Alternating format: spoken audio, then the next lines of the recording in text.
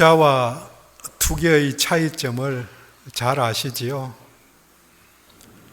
투자는 철저한 분석을 해서 원금의 안전과 적절한 수익이 보장되는 것이고, 이 조건을 충족시키지 못하면 투기라고 이야기합니다.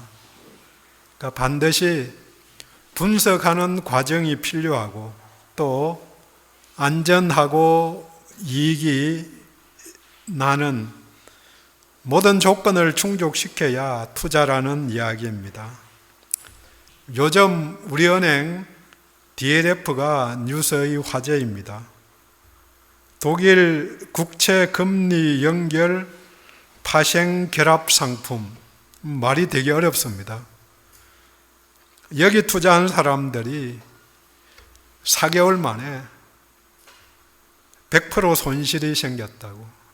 그러니까 4개월 만에 1억 넣은 사람이 그냥 아무것도 못 받고 4%인가 보장을 해줘서 그것만 몇십만 원 받고 끝났다고 이야기합니다.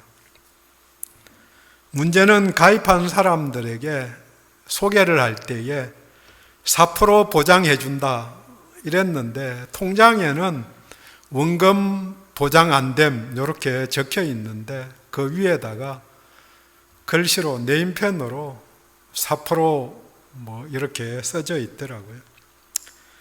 또 독일 국채니까 안전하다 이렇게 말했는데, 공격적인 투자로, 제목은 공격적 투자기는 한데 아무튼 전부 날린 것입니다.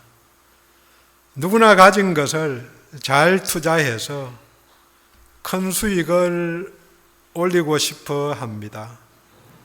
동시에 크게 재산을 늘리지는 못해도 잘못되어서 날리지 않기를 원할 것입니다.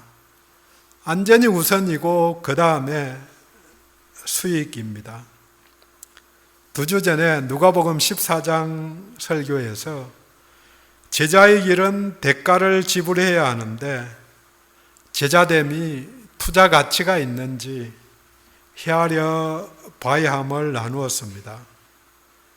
재산의 문제이든 사귐의 문제이든, 또 그 문제가 크든지 사소한 일이든지, 사람들이 아는, 우리가 아는 모든 선택에는 선택에 따른 대가를 치르게 되어 있습니다.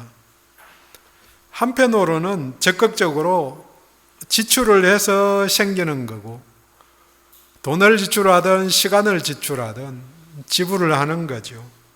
다른 한편으로는 소극적인 면에서 선택하지 못한 것이 있기 때문에 거기에 기회비용을 상실하게 된 것입니다. 우리는 재물의 취급에 있어서 자신의 원칙을 갖고 있어야 합니다. 인생의 많은 문제들이 돈 때문에 생기기 때문입니다. 인간 관계도 돈이 중간에 끼지 않으면 좋은 관계가 지속될 것인데, 그러지 못해서 원수가 되고 또 죽이기까지 합니다. 디모데전서 6장 6절에서 바울은 자족을 강조하면서 우리가 세상에 아무것도 가지고 온 것이 없음에 또한 아무것도 가지고 가지 못하리니, 그러면서 10절에는 돈을 사랑함이 일만 악의 뿌리가 되나니, 돈에 대해서 청지기임을 기억해야 합니다. 오늘 본문의 상황이 1절과 2절, 1절은 안 왔지만 거기에 나옵니다. 1절 제가 읽습니다. 유다의 시드기야 왕 10째 해, 곧 느부갓네살 18째 해에 여호와의 말씀이 예레미야에게 임하니라. 2절, 그때에 바벨론 군대는 예루살렘을 에워싸고 선지자 예레미야는 유다 왕의 궁중에 있는 시위대 뜰에 갇혔으니, 시드기야 11년에 남유다가 망했습니다. 지금이 10년이니까 말씀대로 예루살렘이 포위되어 있는 상황이 그게 몇 달 지난 때입니다. 패망이 1년도 안 남은 상황에서 숙부의 아들, 그러니까 사촌되죠. 하나멜, 이름의 뜻도 좋은 하나님의 은혜가 찾아와서 아나돗에 있는 밭을 사라고 요청합니다. 아나돗은 예루살렘에서 가까운 데에 있습니다. 북동쪽으로 4km 정도 떨어진 골짜기에 있는 마을입니다. 그리고 이 아나돗은 유다와 베냐민의 경계이고 동쪽으로는 유대 광야가 시작되는 곳입니다. 9절에서 보면은 지불한 밭의 가격이 17세겔입니다. 원래 세겔은 무게의 단위인데 그래서 은 17세겔, 금 17세겔, 같은 무게지만 금값이 다르고 은값이 다르니까 가치가 다른 것입니다. 한 세겔이 11.4g이라고 말합니다. 우리나라 동전이 500원짜리 동전이 7.7g, 그 다음 50원짜리 동전이 4g쯤 됩니다. 그 두 개, 500원짜리 동전 하나하고 50원짜리 동전 그 두 개가 12g쯤 됩니다. 그래서 한 세겔이 그보다 조금 가벼운 거죠. 17세겔이면 200g도 안 됩니다. 그런데 그 가치가 그때의 은을 재련하고 금을 재련하는 게 힘들었기 때문에 은 1세겔은 노동자가 4일간 일해야 되는 품삯이라고, 17세겔이면 68일, 70일 가까이 일을 해서 번 돈을 밥값으로 내는 거죠. 요즘 일당으로 생각해 보면은 가볍게 10만 원 이렇게 생각해 보면은 한 700만 원 가까이 되는 돈입니다.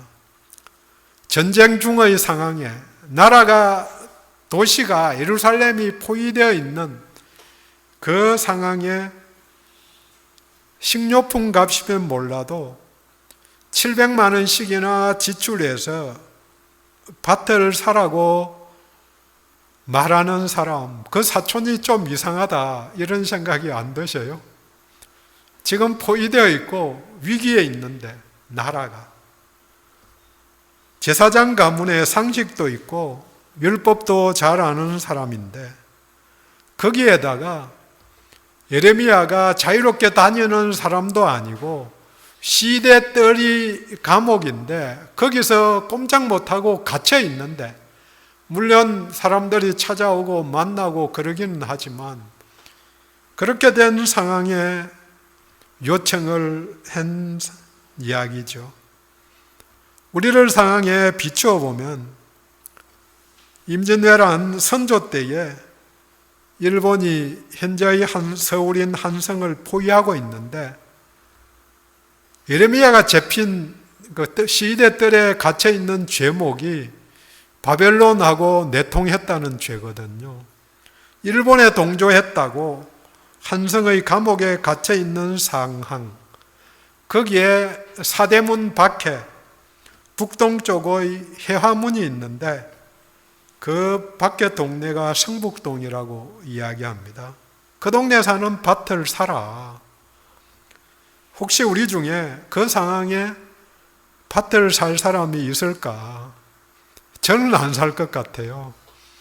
물론 믿음에 따라 또 이런저런 사촌이 얼마나 친했는가, 그 사촌이 얼마나 돈이 필요했는가 이런 것도 관계 있고, 내가 돈이 얼마나 있는가 이런 것도 관계가 있고, 다른 여러 가지 이유가 복잡하게 있을 수 있겠지만, 그런 상황이면 위기의 때에는 모든 것 다 팔아서 금을 가져야 하는 거죠.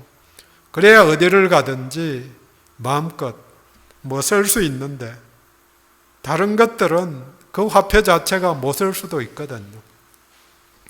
하지만 예레미야는 그 밭을 샀습니다. 왜 샀는가? 무엇을 위해 값을 치렀는가?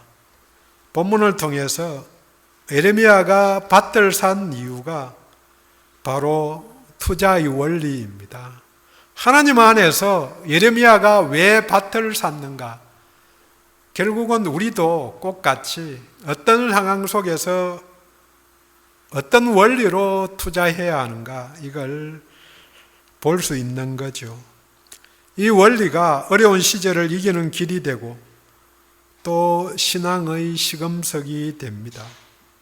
하나님 나라 백성들은 이 원리에 따라서 하나님 나라를 위해서 투자해야 합니다. 첫 번째, 예레미야는 하나님의 말씀에 따라 투자했습니다. 말씀에 따라 순종한 것입니다. 삶의 우선순위 첫 번째가 내 의견이 아니고, 내 의견은, 내 생각에는 하면 안 된다. 당연하죠. 내 계산도 있는데. 그런데 8절에 말합니다. 하나님의 말씀인 줄 알았으므로, 하나님의 말씀인 줄 알았기 때문에 다 무시하고 순종한 거죠. 말씀을 들었으니 순종하는 것이지만 이게 쉽지는 않을 것입니다. 반복하지만 전쟁에서 지면 모두 몰수되고 아무것도 남지 않을 것인데 그냥 낭비하는 일일 수도 있습니다. 북이스라엘이 아수르에 멸망할 때 대부분의 사람들이 포로로 잡혀갔습니다. 그리고 그 땅에는 다른 민족들이 들어와 살았거든요.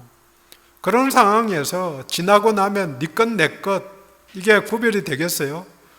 지금도 북한 땅에 있는 등기권리증, 그때 있었는지 모르지만 일제시대 때 갖고 있던 그거 갖고 있는 사람들 있을 거예요.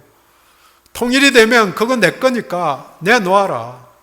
그런데 그 시절 되어서 그러면은 누가 돌려주겠어요? 많은 동안 값을 주고 치렀는데 이게 간단하지 않는 거지요. 그런 상황에서 토지 문서가 의미가 있겠는가? 아무 의미 없는 거죠. 그래서 똑똑한 사람들은 자기 밭에다가 항아리에 금을 묻어 놓은 거죠. 그래서 예수님 비유 중에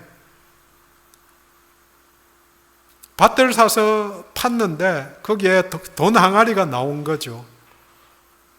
사기 전에 경작권을 갖고 팠는데 그러면은 그 돈은 누구 것이냐? 주인 거죠. 그래서 주인한테 알리지 않고 그냥 자기가 먼저 사는 거죠. 땅값 치르고 나서 발견했다. 이렇게 하는 비유가 나오는 거죠. 예레미야는 멸망을 예언하고 항복하라고 선포한 선지자입니다. 하지만 예레미야는 순종했습니다. 약속이 믿음의 근거입니다. 우리 하나님께서 말씀하셨기 때문에 순종한 것입니다. 물론 그가 선하신 하나님의 인도하심을 믿었기 때문에 어떤 뜻이든 그 결과가 어떻게 되든 내게 그 말씀을 주신 이유가 있기 때문에 순종한 것이죠. 손해가 될 것 같아도 전부 날릴 수 있을 것 같을지라도 말씀에 따라 움직이는 것이 믿음입니다. 믿음은 보지 못하는 것들의 증거라고 히브리서 기자는 말합니다. 약속에 따라 행동하는 것이 믿음입니다. 하지만 그 말씀이 하나님의 말씀인지 내가 그렇게 되기를 원하는 소망인지 이 구별이 간단하지 않아서 어려운 것입니다. 몇 주 전부터 여러분들이 성경 암송을 한다는 이야기를 들었습니다. 암송을 하는 이유는 하나님의 말씀을, 하나님께서 하신 약속을 잊지 않기 위해서입니다. 동시에 우리가 해야 할 것에 순종하기 위해서입니다. 하나님은 오늘도 사람들에게 말씀하십니다. 듣고 순종하기를 요청합니다. 예레미야는 말씀에 순종함으로 그의 믿음을 보였습니다. 믿음. 예레미야는 두 번째로 공동체에 투자를 했습니다. 공동체를 살리는 일을 한 것입니다. 이스라엘은 땅이 하나님의 것이고 사람들이 소유한 게 아니고 경작권만 있다고 생각했습니다. 가나안 정복 후에 여호수아기에 분배 이야기가 나옵니다. 땅을 나눌 때에 지파별로 나누어 주었습니다. 땅의 주인이 판다는 말은 땅 자체를 팔 수 없는 거고 경작권을 판다는 의미입니다. 혹시 타인에게 팔았는데 친족이 있으면 그 친족이 그 경작권을 다시 회복시켜 주어야 하는 의무가 있었습니다. 이것이 본문에 나오는 기업무르기인데 물론 능력이 되고 자원하는 사람이 감당을 했습니다. 첫 번째 능력이 되어야죠. 능력 안 되는데 자기 몸까지 팔아서 무르기를 할 수는 없는 거죠. 이 규칙에 따라서 룻기에서 보아스가 두 번째 가까운 친족이지만 땅을 사고 룻과 결혼을 할 수 있었던 것입니다. 이 기업 물을 자를 고엘이라고 말합니다.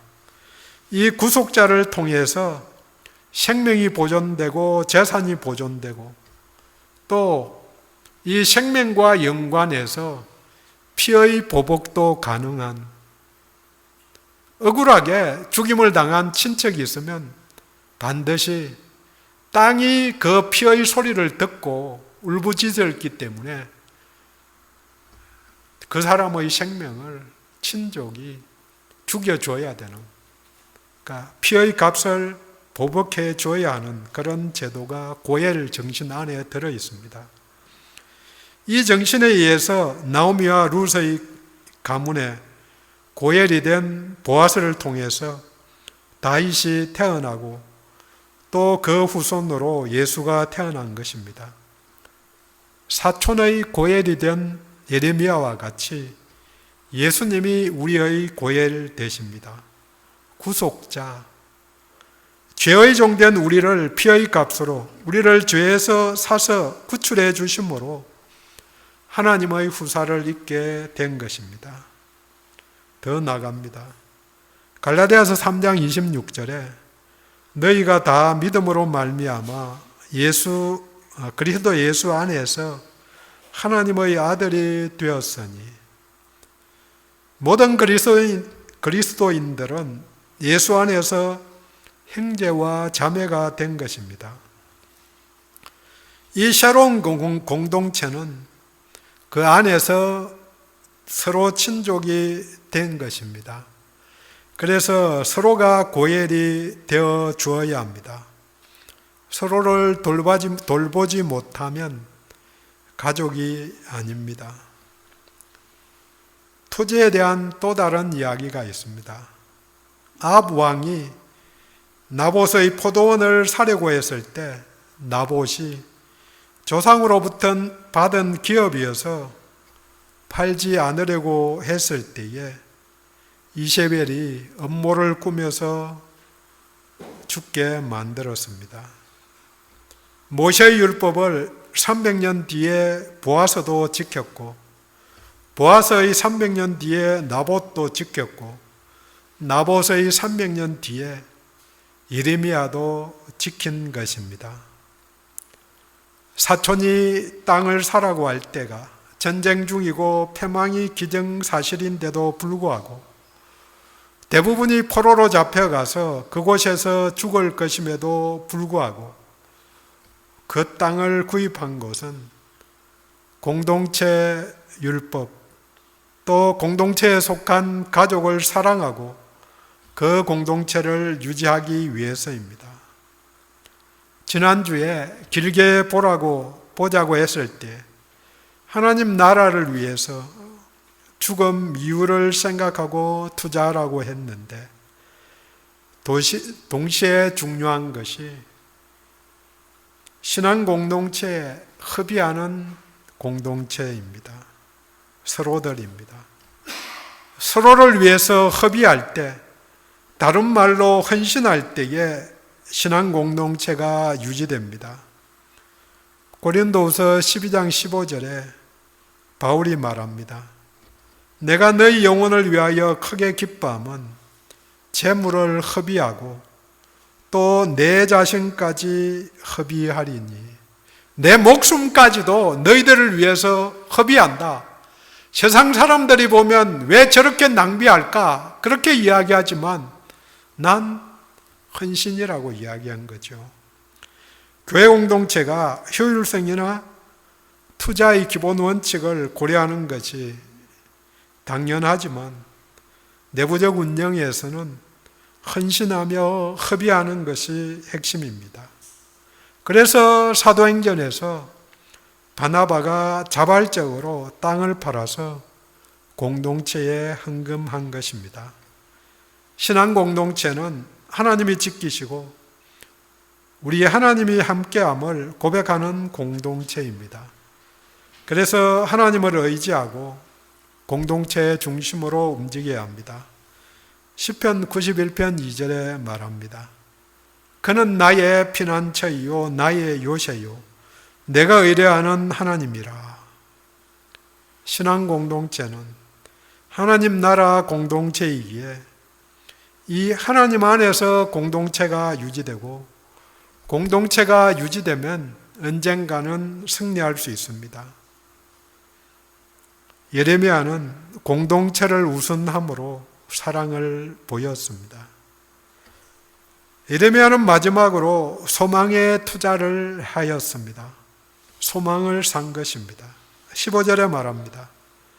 사람이 이 땅에서 집과 밭과 포도원을 다시 사게 되리라 하셨다 하니라. 만군의 여호와 이스라엘의 하나님 말씀입니다. 하나님이 보증한 것입니다. 소망이 있는 자가 승리합니다. 소망이 있는 자가 인내하고 견뎌낼 수 있습니다. 내일이 있는 자와 없는 자는 당연히 삶이 다릅니다. 죽고 나면 기회가 다시는 없습니다. 하지만 살아있으면 기회를 살릴 수 있습니다. 설령 그 소망에 자신이 해당 없고 그 우선에게 적용이 된다고 해도 삶이 달라집니다. 그래서 나무를 심는 많은 사람들을 봅니다. 자기가 그 결실을 따먹지 못해도 후손이 50년 뒤에 장대하게 커지는 그런 나무 숲을 바라본 거죠.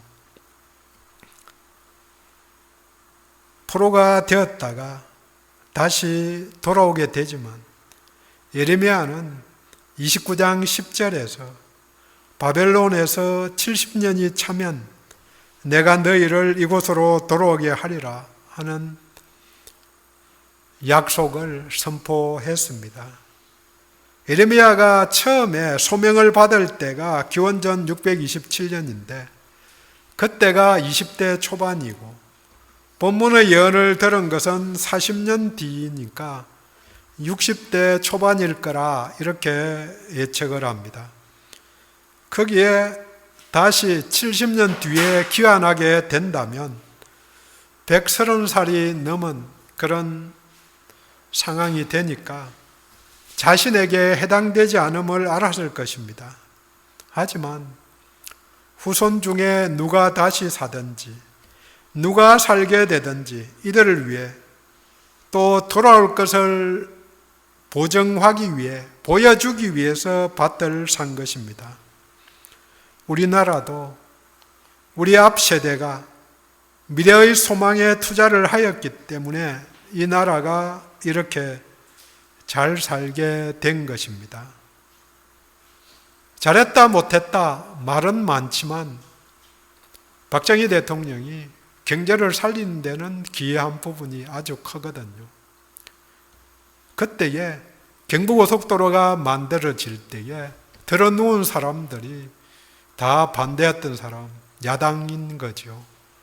물론 민주화 야당의 공이 있기는 하죠. 하지만 잘한 것도 있는 거죠. 그들은 비록 못 먹고 못 쓰고 하였지만 우리 부모 세대를 이야기합니다. 자녀들의 교육을 위해서라면 아끼지 않았습니다. 소망에 대한 많은 선구들이 있지만 정작 중요한 것은 내 일상에서 소망을 갖는 것입니다. 동시에 우리가 함께하는 이 공동체에 소망이 있는 것인지 또 이 나라에 소망이 있는 것인지 나라에 소망이 없다면 소망을 갖게 하기 위해서 힘을 보태야 하는 게 당연한 일입니다. 물론 더 높은 또 좋은 소망이 지금 그대로 가고 있다면 그 소망도 살리는 게 당연한 거죠. 절대적으로 옳기만 하고 절대적으로 나쁘기만 한 정권도 없고 사람들도 대체로 없는 거죠. 북한 이야기를 해도 그들 정권을 좋아하는 사람들은 굉장히 좋아하죠. 왜 좋아하는가? 기득권층에 있는 사람들은 언제든지 좋아할 수밖에 없는 거죠. 하지만 얼마나 많은 사람들이 싫어하는가? 이것도 문제가 되는 거죠. 소망은 처음 나눈 대로 말씀 안에서 출발해야 합니다. 하나님 안에서 주어진 소망 외에는 모두 낙관적인 자기의 생각일 뿐입니다. 하나님이 돌아오게 할 것이라는 약속에 근거한 소망입니다. 약속에 근거했기 때문에 믿음이 되는 것입니다. 우리는 막연히 여러 가지를 기대하고 삽니다. 하지만 이런 희망은 소망과 다릅니다. 근거가 없든지 근거가 자신의 능력이나 또 사람들의 능력에 근거했기 때문입니다. 1차 대전, 2차 대전이 시작하기 전에는 사람들은 후천년설을 굉장히 신뢰했습니다. 이렇게 잘 살게 되면은 이 나라가 천국이 될 거다. 이 땅에 천국이 이루어질 거다. 선이 점점 더 확산될 거다. 그렇게 생각했는데 세상은 악이 확산되어서 1차 대전이 일어나고 또 2차 대전이 일어나서 수많은 사람들이 죽고 결국은 뺑뺑 도는구나.